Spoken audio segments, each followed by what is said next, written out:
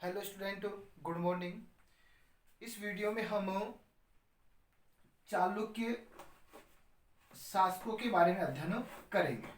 चालुक्य शासक। चालुक्य वंश की स्थापना पुलकेशियन प्रथम के द्वारा की गई थी। पुलकेशियन प्रथम, पुलकेशियन प्रथम के द्वारा चालुक्य वंश की स्थापना की गई थी। इनके द्वारा अश्वमेध यज्ञ का आयोजन किया गया था। इस वंश का दूसरा प्रमुख जो शासक था वो था पुलकेशियन द्वितीय। पुलकेशियन द्वितीय।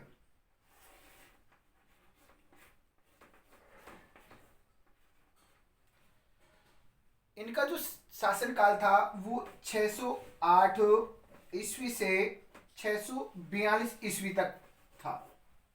608 से 642 ईस्वी तक इनका साम्राज्य उत्तर में नर्मदा नदी से लेकर दक्षिण में कावेरी नदी तक विस्तारित था। इनके द्वारा सन 610 ईस्वी में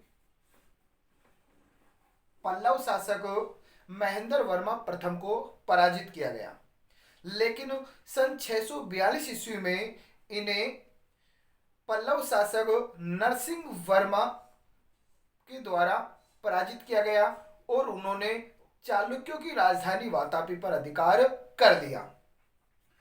उसके बाद में इस वंश का अगला शासक जो हुआ वो हुआ था विक्रमादित्य प्रथम। विक्रमादित्य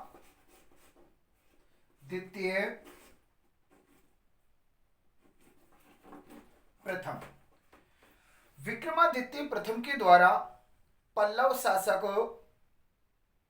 परमेश्वर प्रथम को पराजित कर चालुक्यों की खोई हुई प्रतिष्ठा को फिर से स्थापित किया। अर्थात पुलकेशियन द्वितीय के बाद में चालुक्यों की जो सत्ता थी वो समाप्त हो गई थी, लेकिन फिर से विक्रमादित्य प्रथम के द्वारा चालुक्यों की सत्ता को फिर से स्थापित कर दिया गया। विक्रमादित्य प्रथम के बाद में प्रमुख शासक हुआ विक्रमादित्य सेकंड। विक्रमादित्य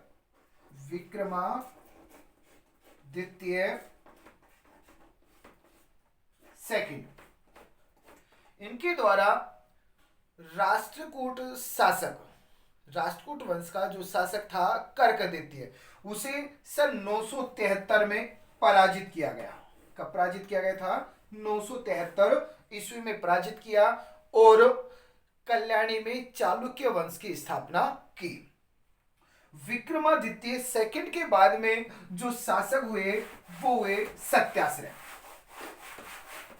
सत्याश्रय अगले शासक हुए। ये जो सत्याश्रय थे इनको चोल शासक राजराज के द्वारा पराजित किया गया। सत्याश्रय के बाद में जो प्रमुख चालुक्य शासक हुए वो है सोमेश्वर प्रथम। और सोमेश्वर प्रथम व चोल शासक राजाधिराज के मध्य 1052 ईस्वी में कोप्पम का युद्ध लड़ा गया, जिसमें सोमेश्वर के द्वारा राजाधिराज को पराजित करके मौत के घाट उतार दिया गया। सत्याश्रय के बाद में जो सोमेश्वर हुए थे, सोमेश्वर के बाद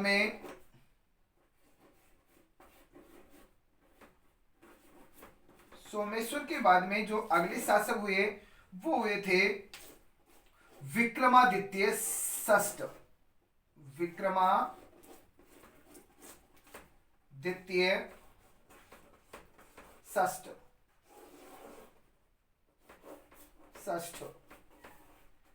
ये अगले चालुक्य शासक हुए।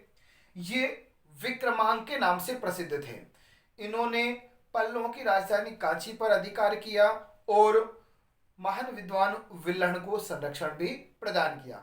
विल्हण के द्वारा विक्रमांक देव चरित नामक ग्रंथ की रचना की गई। जो चालुक्य शासक थे वो हिंदू धर्म को संरक्षण देने वाले थे, लेकिन इनके द्वारा जैन और बौद्ध धर्म को भी संरक्षण प्रदान किया था। चालुक्यों की राजधानी कल्याणी में मिताक्षरा के लेखक विज्ञानेश्वर निवास करते थे। विज्ञानेश्वर के द्वारा याज्ञवल्क्य की स्मृति पर मिताक्षरा नामक टीका की रचना की गई थी, जो कि हिंदू धर्म का प्राचीन कानूनी ग्रंथ माना जाता है। तो ये थी चालुक्य शासकों के बारे में सामान्य जानकारी। धन्यवाद।